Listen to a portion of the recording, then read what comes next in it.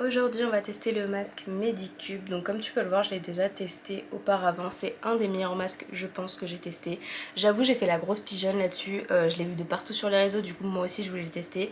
Et franchement ça te fait une peau incroyable. Alors personnellement, vu que c'est un masque de nuit et que je bouge énormément dans mon sommeil, généralement je le fais en jour de repos, tu vois, je le laisse poser toute la journée.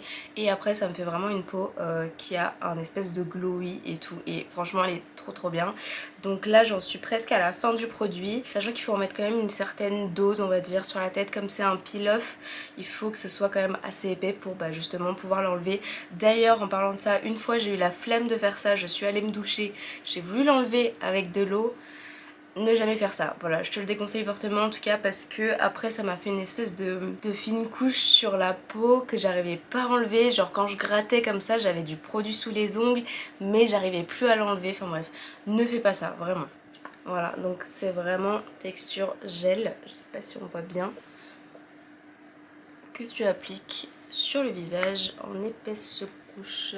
Et du coup pendant qu'on fait ça, on va papoter, et on va papoter de Bella K. Je ne sais pas si tu connais cette artiste, c'est une artiste émergente puisqu'elle elle s'est fait connaître récemment. Il y a un de ses titres il me semble qui s'est fait connaître en fin 2025, mais vraiment ce qu'il a fait connaître sur les réseaux c'est plus début 2026, genre janvier, avec son titre I Love It, I Love It, I Love It que peut-être t'as croisé sur TikTok. En vrai je vais te mettre un extrait. Il y a aussi la chanson Steady.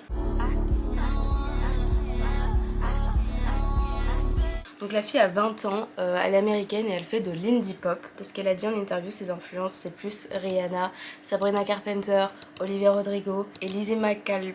Alpine, je sais pas comment on prononce. Depuis qu'elle s'est fait connaître, elle va avoir des opportunités de première partie sur des concerts genre Noah Kahan's, et aussi en 2027 d'ailleurs elle fait la première partie de Gracie Abrams. Et du coup demain en fait, le 12 juillet, elle sort son premier album My Reckless Abandon et ça a l'air incroyable.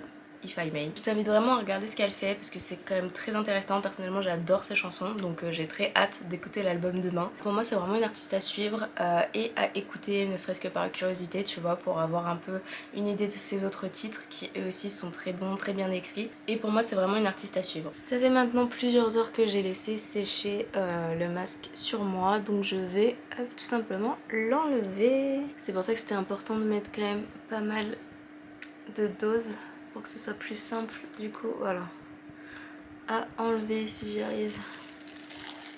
J'ai enlevé tout le masque, je suis trop contente en fait. Je te le recommande à 100% au niveau des masques, c'est un des meilleurs que j'ai testé. J'espère que la vidéo t'aura plu, que t'en auras plus appris sur Bella K également. N'hésite pas en commentaire à me conseiller des masques que je peux éventuellement tester. Et je te dis à la prochaine vidéo.